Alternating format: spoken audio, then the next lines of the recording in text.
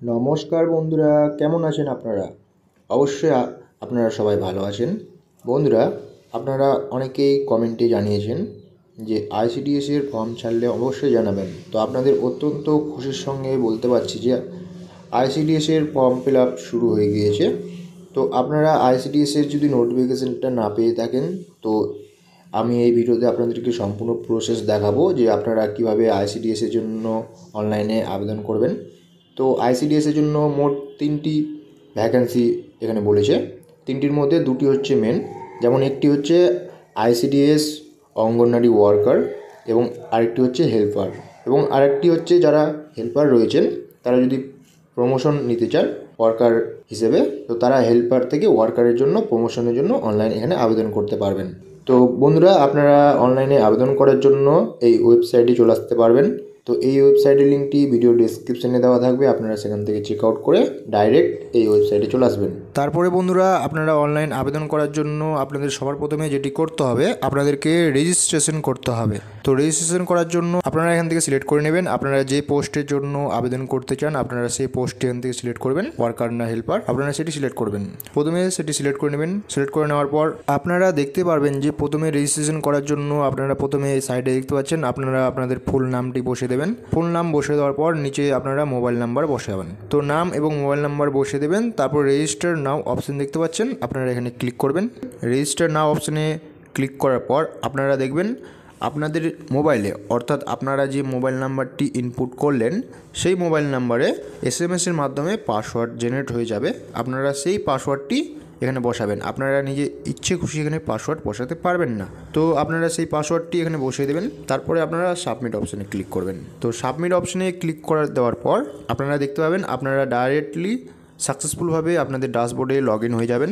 তো log in হয়ে যাওয়ার পর আপনারা এখানেও অপশান দেখতে পারবেন যে আপনারা কোন পদের জন্য আবেদন করবেন। তো মেনলি এখানে ওয়ার্কার এবং হেল্পার হিসেবে নিয়োগ হচ্ছে, এবং যারা অলরেডি হেল্পার রয়েছেন, হেল্পার হিসেবে অলরেডি কাজ করছেন, তারা যদি প্রমোশনের জন্য ওয়ার্কার হিসেবে কাজ করতে চান তো তারা আবেদন করতে পারবেন।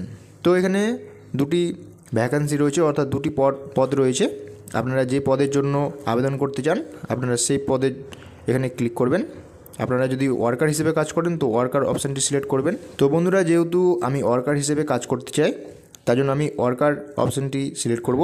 তারপরে বন্ধুরা, আপনারা এখানে দেখতে পাচ্ছেন যে আইসিডিএস প্রজেক্ট নেম রয়েছে, এর নিচে আপনারা ক্লিক করবেন এবং আপনাদের যে নিয়ারেস্ট লোকেশন হবে আপনারা এখান থেকে দেখে নেবেন।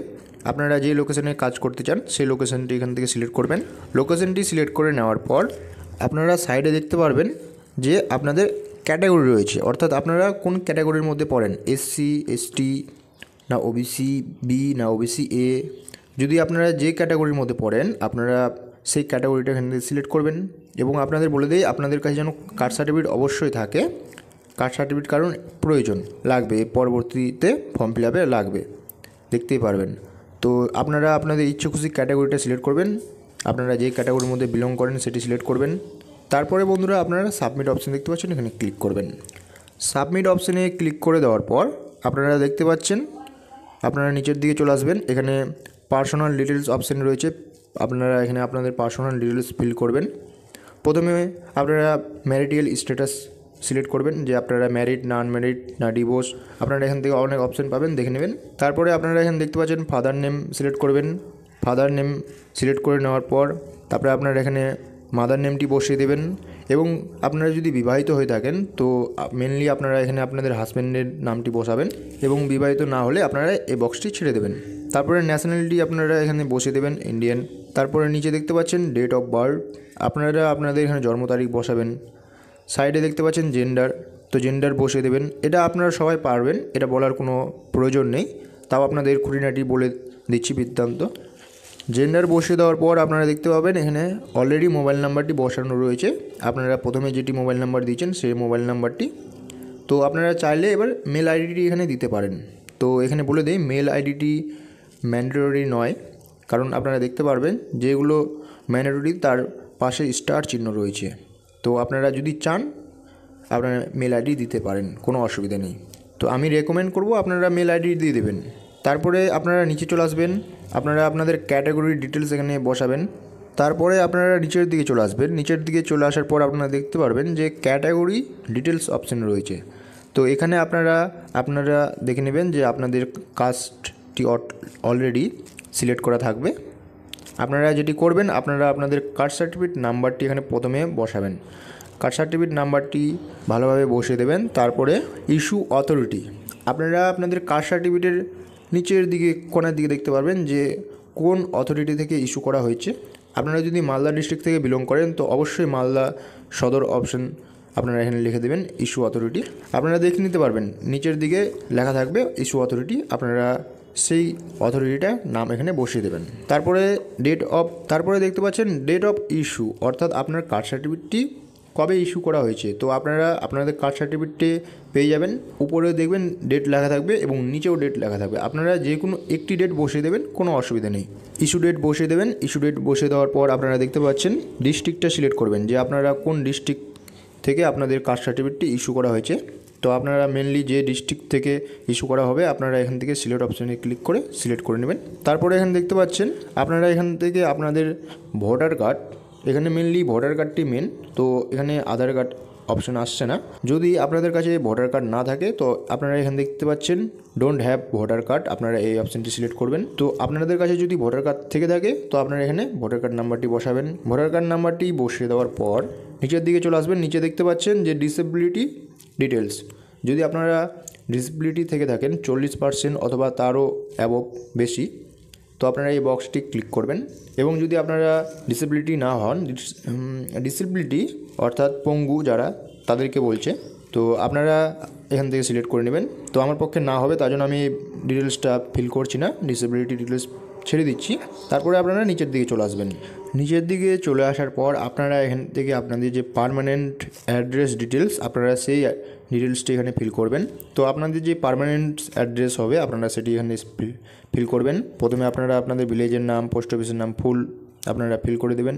তারপরে সাইডে দেখতে পাচ্ছেন রয়েছে ভিলেজ অথবা ওয়ার্ড। এই যে ভিলেজ, আপনারা যদি গ্রাম এলাকায় বসবাস করেন তো ভিলেজের নামটি বসাবেন, এবং শহর এলাকায় বসবাস করলে আপনারা আপনাদের ওয়ার্ড যেটি রয়েছে আপনারা সেই ওয়ার্ডের নামটি বসাবেন। তারপরে দেখতে পাচ্ছেন সাব ডিভিশন রয়েছে, এখান থেকে সিলেক্ট অপশানে ক্লিক করে আপনাদের যে সাব ডিভিশন পড়বে আপনারা লিস্ট থেকে সিলেক্ট করে নেবেন।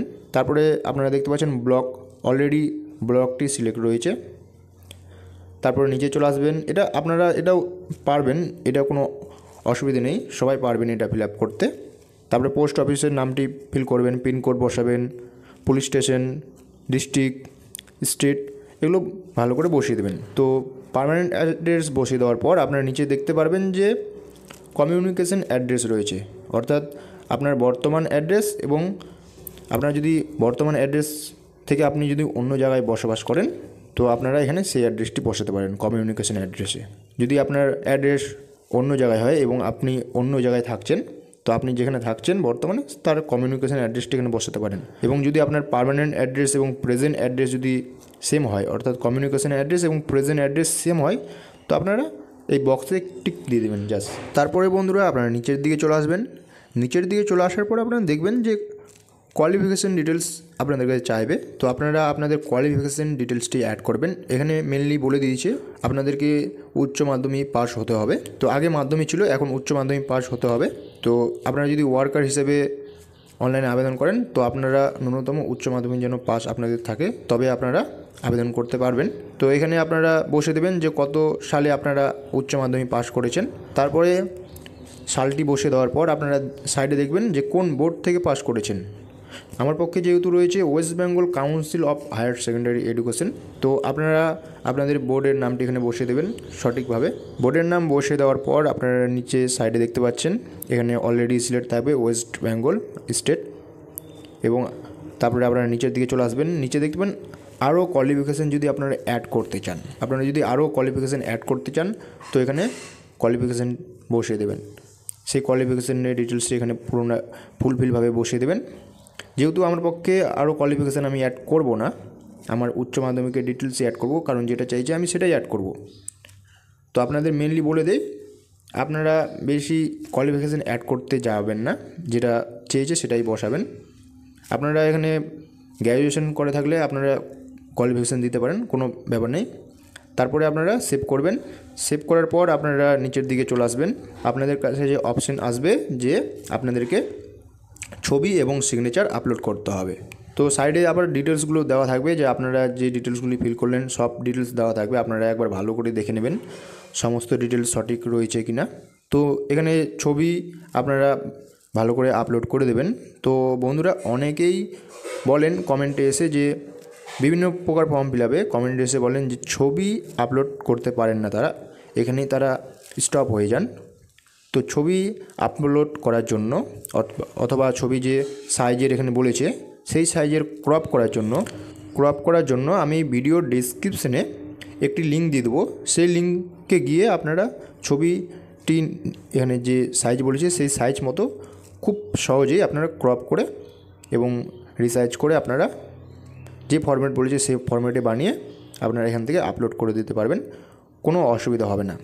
এবং সিগনেচারও আপনারা সেম পদ্ধতিতে আপলোড করতে পারবেন। তো যে ওয়েবসাইটটি ভিডিও ডেসক্রিপশনে দেওয়া থাকবে আপনারা সেই ওয়েবসাইটে গিয়ে ছবিটি ভালোভাবে এখানে যে বলেছে সাইজ সেই সাইজ মতো বাড়িয়ে আপনারা আপলোড করবেন। তো ছবিটি 25 থেকে 50 কেবির মধ্যে যেন হয় বলে দিচ্ছি, এবং জেপিজি ফরম্যাট যেন হয়। 25 থেকে 50 কেবির মধ্যে ছবিটি হতে হবে এবং জেপিজি ফরম্যাটে হতে হবে। এখানে মনে থাকে যেন ছবিটি ভালো করে বানিয়ে নেবেন এবং সিগনেচারটি 10 থেকে 20 কেবির ভিতরে হতে হবে। তো আপনারা আপনাদের ফটো এবং সিগনেচার আপলোড করে দেবেন। ফটো এবং সিগনেচার আপলোড করে দেওয়ার পর আপনারা ডিক্লারেশন বক্স দেখতে পাচ্ছেন নিচে, জাস্ট এখানে ক্লিক করবেন। তারপরে আপনারা ফাইনাল সাবমিট করে দেবেন। তার আগে বলবো আপনারা ভালো করে একবার দেখে নেবেন আপনাদের ফর্মটি কোথাও ভুল ত্রুটি যদি থাকে তো আপনারা এখনই কারেকশন করে নেবেন। তো ফাইনাল সাবমিট অপশানে ক্লিক করার পর একটি পপ আপ শো করবে, আপনারা ইয়েস অপশানে ক্লিক করবেন। তারপরে দেখতে পাচ্ছেন বন্ধুরা আমাদের যে আবেদনটি সাকসেসফুলি সাবমিট হয়ে গিয়েছে। তো আবেদন সাকসেসফুলি সাবমিট হয়ে যাওয়ার পর এখানে দেখতে পাচ্ছেন ডাউনলোড ফর্ম রয়েছে, আপনারা এখান থেকে ক্লিক করবেন। তাহলে আপনাদের যে অ্যাপ্লিকেশন ফর্মটি সেটি ডাউনলোড হয়ে চলে আসবে। দেখতে পাচ্ছেন অ্যাপ্লিকেশন ফর্ম এখানে ডাউনলোড হয়ে আমাদের চলে এসছে। তো এই ছিল বন্ধুরা আপনারা কিভাবে অঙ্গনওয়াড়ি ওয়ার্কার অথবা হেল্পার, সোজা কথায় বলতে গেলে আইসিডিএসের জন্য অনলাইন কীভাবে আবেদন করবেন, ফর্মটি ফিল আপ করবেন, তার সম্পূর্ণ প্রসেস। তো ভিডিওটি যদি ভালো লাগে তো অবশ্যই আপনারা ভিডিওটি লাইক করে যাবেন, কমেন্ট করবেন, এবং কোথাও কোশ্চেন থাকলে অবশ্যই কমেন্ট সেকশনে গিয়ে আপনারা সেই কমেন্টটি করবেন যে ভিডিওটি আপনাদের কেমন লাগলো। তো বন্ধুরা, এই ভিডিওটি এই পর্যন্তই। দেখা হচ্ছে আরও নিত্য নতুন ইনফরমেটিভ ভিডিও নিয়ে। নমস্কার, সবাই ভালো থাকবেন।